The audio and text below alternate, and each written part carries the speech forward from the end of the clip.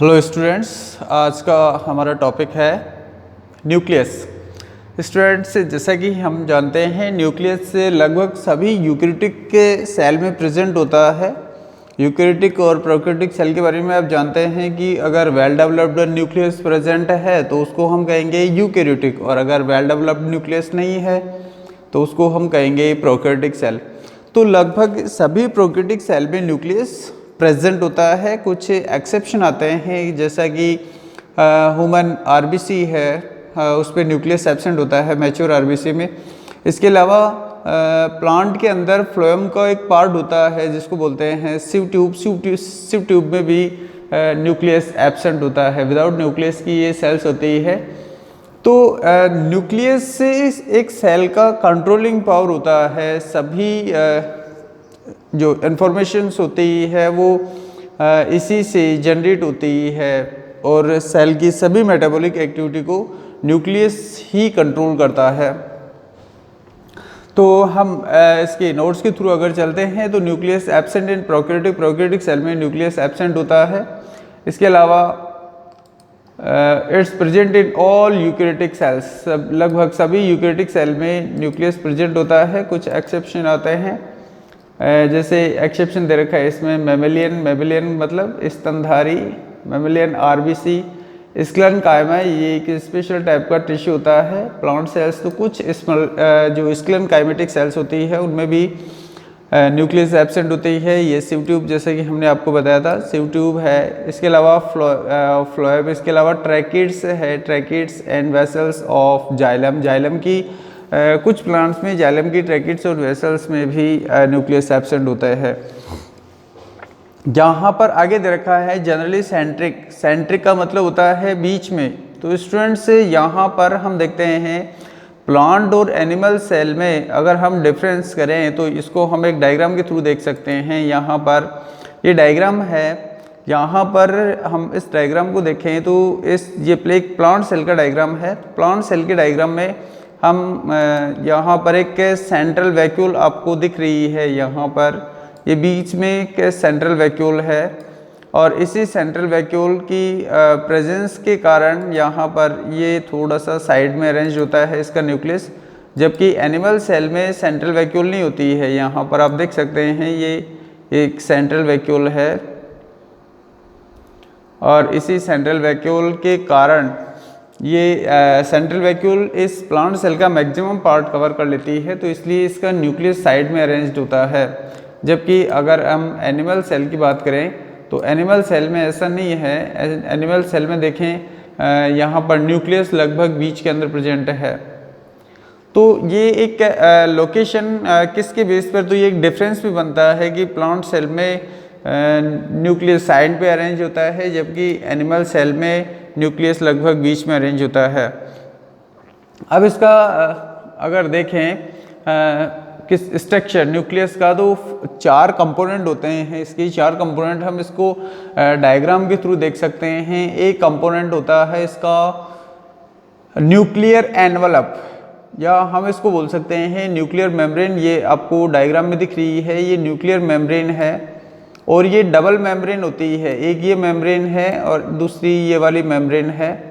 और double membrane को inner या आउटर मेम्ब्रेन में सेपरेट कर सकते हैं हम, और इसके बीच में यहाँ पर एक स्पेस होता है, इसको बोलते हैं पेरी न्यूक्लियर स्पेस। दोनों मेम्ब्रेन के बीच में बोलते हैं पेरी न्यूक्लियर स्पेस, और इन तीनों को मिला करके बोलते हैं न्यूक्लियर एनवलप। न्यूक्लियर एनवलप ये पूरा का पूरा, यानी कि इनर मेम्ब्रेन, आउटर मेम्ब्रेन और जो पेरी न्यूक्लियर स्पेस होता है, इसमें पेरी न्यूक्लियर फ्लूइड भरा हुआ रहता है। तीनों को मिला करके हम बोलते हैं पेरी न्यूक्लियर एनवलप। लेकिन हम यहाँ पर तो एक इसका कंपोनेंट तो बनता है न्यूक्लियर एनवलप या न्यूक्लियर मेम्ब्रेन बोल सकते हैं इसको। हम यहाँ पर इस डायग्राम में देख सकते हैं कि इस पार्ट में यहाँ पर न्यूक्लियर एनवलप या न्यूक्लियर मेम्ब्रेन एब्सेंट है, यहाँ पर एब्सेंट है, जैसे यहाँ पर एब्सेंट है, जैसे यहाँ पर एब्सेंट है। तो ये इन पार्ट को बोलते हैं न्यूक्लियर पोर, इनको बोलते हैं न्यूक्लियर पोर। तो यहाँ से एसेंशियल सब्सटेंस साइटोप्लाज्म में ट्रांसफ़र कर दिए जाते हैं इनके थ्रू, क्योंकि न्यूक्लियस की अगर हम बात करें तो यहाँ पर सेल मेम्ब्रेन प्रेजेंट होगी और यहाँ पर जो है वो साइटोप्लाज्म होगा, तो यहाँ के सब्सटेंस साइटोप्लाज्म में ट्रांसफ़र हो जाएंगे। और इसके अलावा न्यूक्लियस के अंदर एक फ्लूइड भरा हुआ रहता है जिसको बोलते हैं न्यूक्लियोप्लाज्म। न्यूक्लियस के अंदर एक फ्लूइड भरा हुआ रहता है जिसको बोलते हैं न्यूक्लियोप्लाज्म। इस न्यूक्लियोप्लाज्म के अंदर जेनेटिक मटेरियल होता है जिसको बोलते हैं क्रोमेटिन फाइबर। बहुत सारी टैंगल्ड स्ट्रक्चर होती है जिनको बोलते हैं क्रोमेटिन फाइबर, और यही क्रोमेटिन फाइबर फाइनली कंडेंसेशन होकर के जब सेल डिवीजन करती है तो ये रोड लाइक स्ट्रक्चर में कन्वर्ट हो जाता है जिनको बोलते हैं हम क्रोमोसोम। तो ये स्ट्रक्चर फॉर्म होती है। तो एक तो हो गया इसका सेल न्यूक्लियर मेम्ब्रेन या न्यूक्लियर एनवेलप, दूसरा पार्ट हो गया इसका न्यूक्लियर पोर, तीसरा पार्ट हो गया इसका न्यूक्लियोलस जो कि इसका फ्लूइड पार्ट होता है। इसके अंदर आरएनए रिच होता है। इसके अलावा राइबोसोम्स यहाँ पर सिंथेसिस होता है। एक और स्ट्रक्चर होती है जिसकी आप यहाँ पर देख सकते हैं, बीच में ब्लैक कलर का स्पोर दिख रहा है आपको, इसको बोलते हैं न्यूक्लियोलस। इसको न्यूक्लियोलस या न्यूक्लियस का न्यूक्लियस भी कहते हैं इसको। भाई न्यूक्लियस के अंदर एक और न्यूक्लियस प्रेजेंट होता है जबकि इसका एक्चुअल नेम होता है न्यूक्लियोलस। तो न्यूक्लियोलस का काम होता है, इसके अंदर आरएनए बहुत ज़्यादा होता है और आरएनए के कारण ये राइबोसोम सिंथेसिस के लिए रेस्पॉन्सिबल होती है।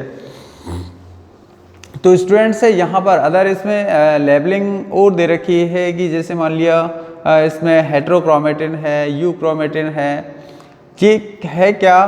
तो हेट्रोक्रोमेटिन और यूक्रोमेटिन ये दो डिफरेंट टाइप के क्रोमेटिन्स होते हैं, यानी कि इसके जो जेनेटिक मटेरियल होते हैं क्रोमेटिन फाइबर्स के रूप में एक टैंगल्ड स्ट्रक्चर बनती है, इसके अंदर बहुत उलझी हुई स्ट्रक्चर बनती है।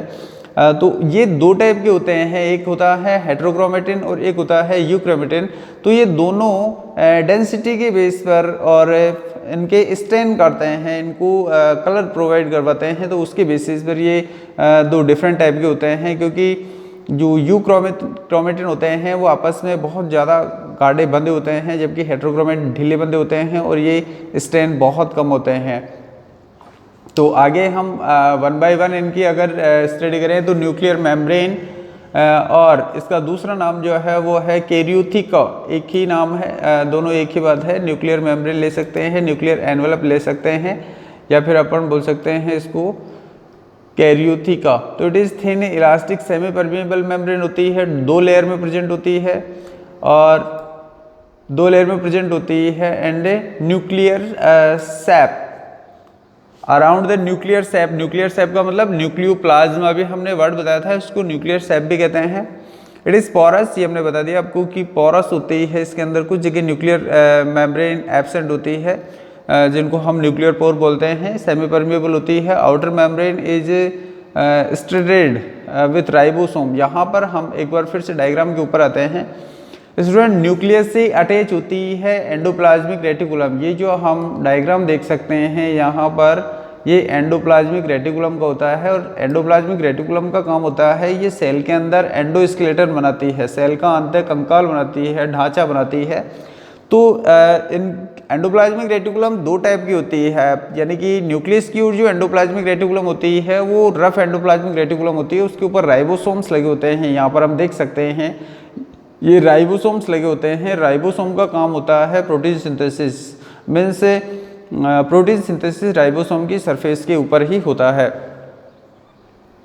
तो इससे राइबोसोम अटैच रहते हैं कंटिन्यूस विथ आरईआर। आरईआर का मतलब होता है rough endoplasmic reticulum some places while inner membrane is smooth. जबकि अंदर वाली मेम्ब्रेन कैसी होती है? स्मूथ होती है। Not studded with ribosome.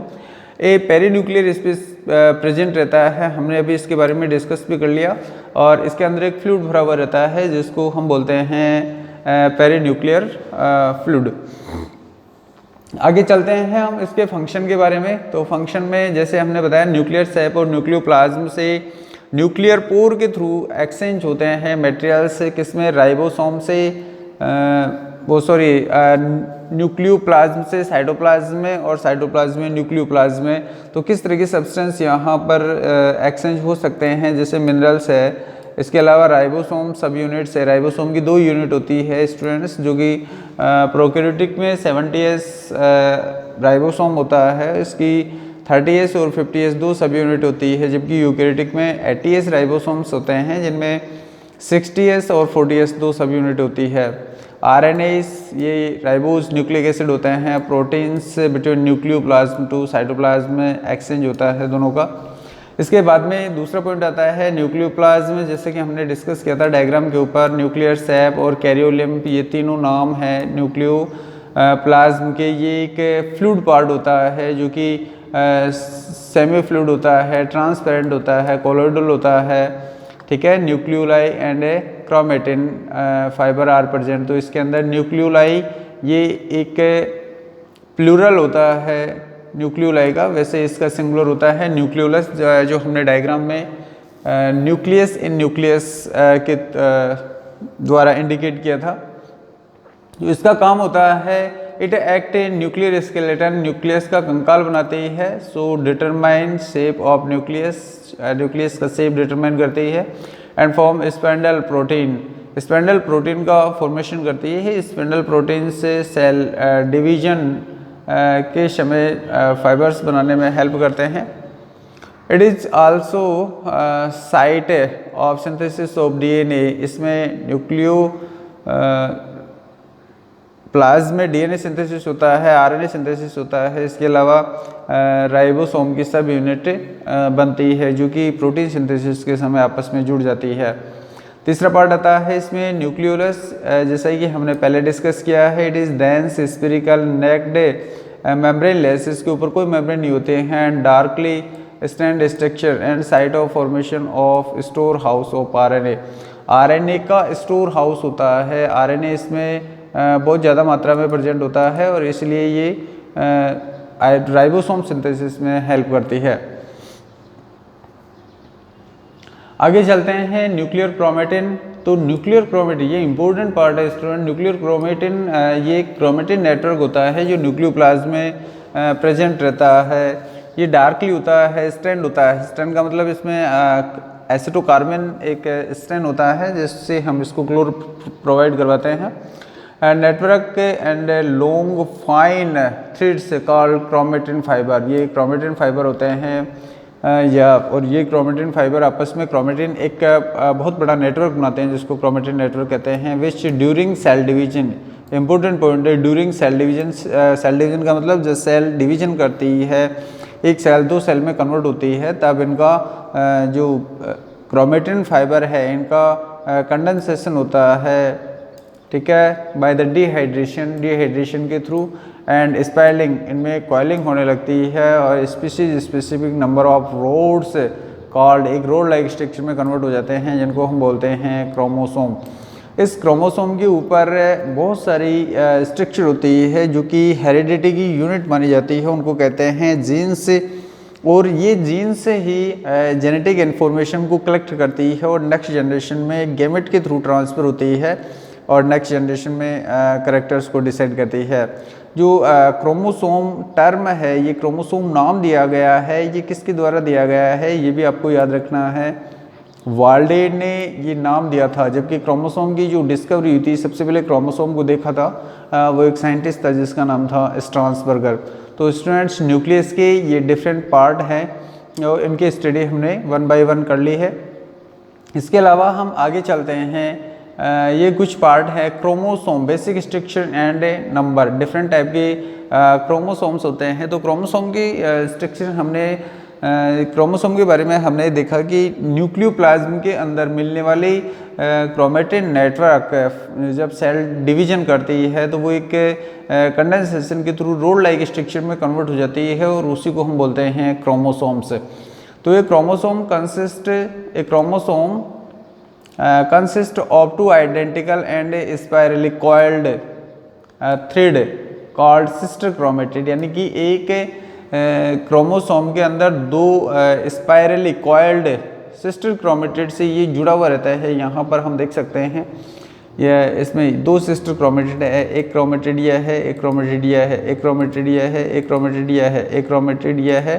तो इस डायग्राम के थ्रू हम समझेंगे यहाँ पर, क्योंकि इसके अंदर कंस्ट्रक्शंस बनते हैं, the first constructions, second constructions. तो ये जो कंस्ट्रक्शंस बनते हैं इसके अंदर, कंस्ट्रक्शन का मतलब अंतर्वलन, अंदर की ओर दबे हुए पार्ट होते हैं और इन्हीं पार्ट को हम बोलते हैं काइनेटोकोर। और इन काइनेटोकोर जो स्ट्रक्चर बनती है यहाँ पर एक डिस्क जैसी स्ट्रक्चर और बनती है जिसको हम बोलते हैं सेंट्रोमियर। तो यहाँ पर एक क्रोमोसोम के अंदर 2 क्रोमेटिड होते हैं और दोनों क्रोमेटिड सेंट्रोमियर से जुड़ते हैं। तो यहाँ पर sister chromatid joint at a lightly stand construction called centromere और प्राइमरी कंस्ट्रक्शन। तो पहला जो अंतर्वलन बनता है उसके ऊपर दोनों क्रोमेटिड जुड़े हुए रहते हैं। On the basis number of centromeres the chromosomes में भी मोनोसेंट्रिक, यानी कि सेंट्रोमियर कितने बनते हैं उसके ऊपर, तो मोनोसेंट्रिक भी हो सकते हैं, डाई भी हो सकते हैं, या फिर पॉलीसेंट्रिक भी हो सकते हैं। मोनो, डाई और पॉलीसेंट्रिक मीन्स यहाँ पर कितने सेंट्रोमियर हैं, एक जनरली एक क्रोमोसोम में 1 या 2 सेंट्रोमियर ही प्रेजेंट होते हैं। तो on the basis of position of centromere different type की पोजीशन है, तो पोजीशन के बेसिस पर भी जो क्रोमोसोम्स होते हैं उनको 4 टाइप के क्रोमोसोम्स होते हैं। देखिए यहाँ पर ये सेंट्रोमियर की पोजीशन के बेसिस पर ही ये क्रोमोसोम दे रखे हैं यहाँ पर टीलोसेंट्रिक, कि अगर मान लिया सेंट्रोमियर, ये जो ब्लैक कलर का स्पॉट दे रखा है इसको हम कहते हैं सेंट्रोमियर। अगर सेंट्रोमियर बिल्कुल टर्मिनल एंड पर है क्रोमोसोम के तो उसको हम कहते हैं टीलोसेंट्रिक। अगर उसके टर्मिनल एंड से थोड़ा सा पीछे है तो उसको हम कहते हैं एक्रोसेंट्रिक। अगर बीच से थोड़ा सा हटके है, ये बिल्कुल बीच में नहीं है, ये 2 क्रोमेटिड दिख रहे हैं लेकिन बीच में नहीं है, तो इसको बोलते हैं सब मेटासेंट्रिक। और अगर सेंट्रोमियर बिल्कुल बीचों बीच हो दोनों क्रोमेटिड्स के तो हम इसको कहते हैं मेटासेंट्रिक। यहाँ पर हम इस क्रोमोसोम की अगर स्टडी देखें तो यहाँ पर ये अंदर की ओर जो उलझी हुई स्ट्रक्चर दे रखी है इसको बोलते हैं क्रोमोनिमिटा। तो इसके अंदर इसको एक डीएनए के समान माना गया है। यहाँ पर देखिए तो इसका फर्स्ट कंस्ट्रक्शन है जिसको हम बोलते हैं काइनेटोकोर, और इसके अंदर एक फ्लूइड भरा हुआ रहता है जिसको हम बोलते हैं मैट्रिक्स, ये क्रोमोनिमिटा है। सेटेलाइट ये इसका टर्मिनल पार्ट है, यहाँ पर दे रखा है स्टूडेंट्स। हम इसको अगर देखें तो ये डिफरेंट टाइप के क्रोमोसोम हो गए, देखिए एक्रोसेंट्रिक हो गया, सब मेटासेंट्रिक हो गया, टीलोसेंट्रिक हो गया और ये मेटासेंट्रिक हो गया। सम क्रोमोसोम है एडिशनल सब टर्मिनल कॉन्ट्रैक्शन। तो अलग से अगर टर्मिनल एंड के ऊपर कंस्ट्रक्शन है तो इनको हम कहते हैं सेकेंडरी कंस्ट्रक्शन। और अगर इनको न्यूक्लियोलर ओरिजिन रीजन NOR, यहाँ पर अगर सेकेंडरी कंस्ट्रक्शंस है तो इसको कहते हैं nucleolar organising region NOR, nucleolar organising region. And it's ribosomal DNA synthesis RRNA होता है ribosomal DNA which accumulated to the nucleus. The part of chromosome from secondary construction to end of chromosome it called a satellite, यानी कि chromosome का वह part जो secondary constriction से बाहर यानी कि टर्मिनल एंड की ओर चला जाता है तो उस पार्ट को ही हम कहते हैं सैटेलाइट। तो यहाँ पर ये अगर देखें तो ये इसका सेकेंडरी पार्ट है और ये इसका टर्मिनल पार्ट है, तो इस वाले पार्ट को हम कहेंगे सैटेलाइट पार्ट। और इसके ऊपर एक कवरिंग होती है जिसको हम बोलते हैं पेलिकल। तो chromosome are called satellite, such chromosomes are called set chromosome या सैटेलाइट क्रोमोसोम।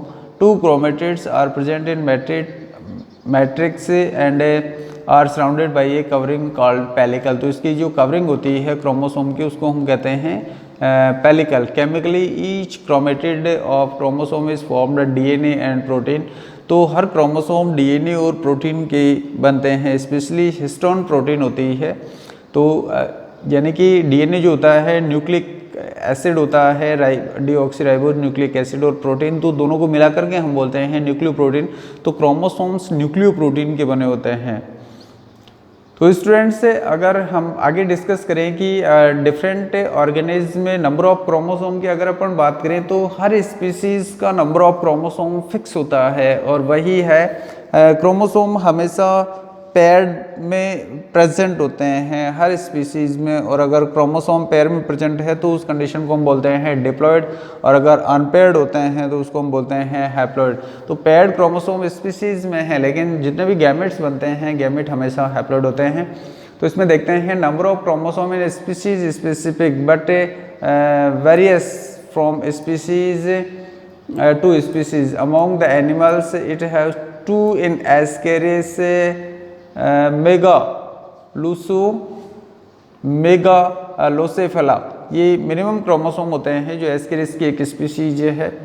तो एस्केरिस की स्पीसीज जिसको बोलते हैं मेगा लोसेफेला, और इसके अंदर 2 क्रोमोसोम प्रेजेंट होते हैं। अगर आगे और डिस्कस करें तो 8 इन फ्रूट फ्लाई, फल मक्खी में 8 होते हैं, 26 इन फ्रॉग, हमारे अंदर 46 या 23 पेयर्स होते हैं। In human being 48 in Apis, Apis ये मधुमक्खी की स्पीसीज होती है। While largest number of chromosome found in protozoan, ये एक प्रोटोजो होता है जिसमें एनिमल्स के सबसे ज़्यादा क्रोमोसोम होते हैं और इसका नाम है ओलासेंथा। इसमें डिप्लॉयड होते हैं, लगभग 1600 क्रोमोसोम इसमें प्रेजेंट होते हैं। जबकि प्लांट की अगर अपन बात करें तो प्लांट में भी डिफरेंट स्पीसीज में डिफरेंट क्रोमोसोम्स होते हैं, जैसे 4 इन हैप्लोपेपस ग्रेसिलिस प्लांट विथ मिनिमम, इसमें सबसे कम क्रोमोसोम प्रेजेंट होते हैं। 14 इन गार्डन भी मटर के अंदर 14 क्रोमोसोम होते हैं। कैबेज में 18 क्रोमोसोम होते हैं। इसके अलावा राइस की बात करें तो 24 क्रोमोसोम होते हैं, 42 वीट में होते हैं। Largest number of chromosome is found in adder's tongue, ये फर्न होती है स्टूडेंट्स जिसके अंदर 1262 क्रोमोसोम प्रेजेंट होते हैं। तो ये डिफरेंट नंबर क्रोमोसोम थे जो अलग अलग स्पीसीज में है। तो यहाँ पर आपके लिए लार्जेस्ट, स्मॉलेस्ट और लगभग ये जिन जिन स्पीसीज के क्रोमोसोम्स दे रखे हैं कुछ के आपको याद होने चाहिए नंबर ऑफ क्रोमोसोम की, इसमें इतने क्रोमोसोम्स होते हैं। आगे हम फंक्शन की बात करें तो न्यूक्लियस के फंक्शन के बारे में हम पहले भी थोड़ा सा डिस्कस कर चुके हैं, क्योंकि न्यूक्लियोप्लाज्म के अंदर क्रोमेटिन नेटवर्क होता है जिनमें जीन्स प्रेजेंट होते हैं और ये नेक्स्ट जनरेशन में ट्रांसफ़र होकर के करैक्टर्स को डिसाइड करती है। तो यहाँ पर एक वर्ड दिया गया है डीएनए फॉर्म द जीन, ये जीन वर्ड आ गया है यहाँ पर। While the functional unit of chromosome, जो कि फंक्शनल यूनिट होती है किसके, क्रोमोसोम की, एंड यूनिट ऑफ हेरिडिटी, और हेरिडिटी की यूनिट होती है इनहेरिटेंस ऑफ करैक्टर्स, यानी कि इनहेरिटेंस का मतलब होता है वंशागति, लक्षणों की वंशागति। DNA control synthesis of structural and enzymatic proteins, ये सिंथेसिस करते हैं, कंट्रोल करते हैं किसका, जो एंजाइमेटिक प्रोटीन्स होते हैं उनको डीएनए कंट्रोल करता है। Change DNA called gene mutation, gene mutation का मतलब होता है जीन के अंदर अचानक परिवर्तन हो जाना, उसको कहते हैं gene mutation and produce variation. Gene mutation के थ्रू वेरिएशंस आते हैं। Play crucial role cellular reproduction as new cells are formed, cellular reproduction के थ्रू न्यू सेल्स बनती है जिससे नई ऑर्गेनिज्म डेवलप होती है। Also regulate formation of ribosome, ribosome के फॉर्मेशन को कंट्रोल करता है। तो कुल मिलाकर के हम कह सकते हैं कि nucleus is called director of cell, या हम कह सकते हैं controlling power of the cell as it control all the cellular function. बहुत सारे सेलुलर फंक्शन या सभी सेलुलर फंक्शन की ये कंट्रोलिंग यही करता है। आगे हम चलते हैं, कुछ इंपॉर्टेंट पॉइंट्स है, इसमें से कुछ पॉइंट्स आपको लिखने हैं students. Most of the cells are monokaryotic, monokaryotic का मतलब है इसमें न्यूक्लियस कैसा होता है, सिंगल होता है। बट सिलिएटेड प्रोटोजोन, ये पैरामीशियम में एक एग्जाम्पल दे रखा है, are binucleated and striated muscles called multinucleated, इनमें बहुत सारे न्यूक्लियस होते हैं एक ही सेल के अंदर। तो मोनोकैरियोटिक, डाइकैरियोटिक और मल्टीकैरियोटिक ये वर्ड आते हैं। इसके अलावा size of nucleus depend upon the factor nuclear cytoplasmic ratio number of chromosome, तो इसके नंबर ऑफ क्रोमोसोम के और साइटोप्लाज्म और न्यूक्लियस का जो रेशियो है उसके ऊपर न्यूक्लियस का साइज इन फर्क पड़ता है, मतलब उसका। न्यूक्लियस इज़ लार्जेस्ट साइज, सबसे बड़ा सेल का एक पार्ट होता है वो न्यूक्लियस ही होता है। Chemically the nucleus is form, nucleus के अंदर 80% प्रोटीन होती है, 80% प्रोटीन, 20% डीएनए, 5% आरएनए और 3% लिपिड और मिनरल्स इंटरेस्टेज। तो ये कुछ कंपोनेंट होते हैं न्यूक्लियस के। न्यूक्लियस वाज फर्स्ट ऑब्जर्व, ये इंपॉर्टेंट पॉइंट है स्टूडेंट्स। यहाँ पर जो न्यूक्लियस के अंदर हमने एक एक्स्ट्रा स्ट्रक्चर देखी थी, तो ये किसने डिस्कवर की थी? तो ये फोंटाना एक साइंटिस्ट था, उसने इसको डिस्कवर किया था। But light microscopic structure was given by Wagner. Wagner ने इसकी यानी कि लाइट माइक्रोस्कोप के थ्रू विस्तृत डिटेल बताई थी। Nucleus is called little nucleus, उसको छोटा न्यूक्लियस या न्यूक्लियस इन न्यूक्लियस भी कह सकते हैं। Law of constant chromosome number was proposed by Strasburger. Strasburger ने क्रोमोसोम को डिस्कवर किया था और एक लॉ ऑफ कांस्टेंट यानी कि एक स्पीसीज में नंबर ऑफ क्रोमोसोम कांस्टेंट होते हैं, स्थिर होते हैं, तो ये स्ट्रासबर्गर ने ही बताया था। वाल्डे ने क्रोमोसोम नाम दिया था।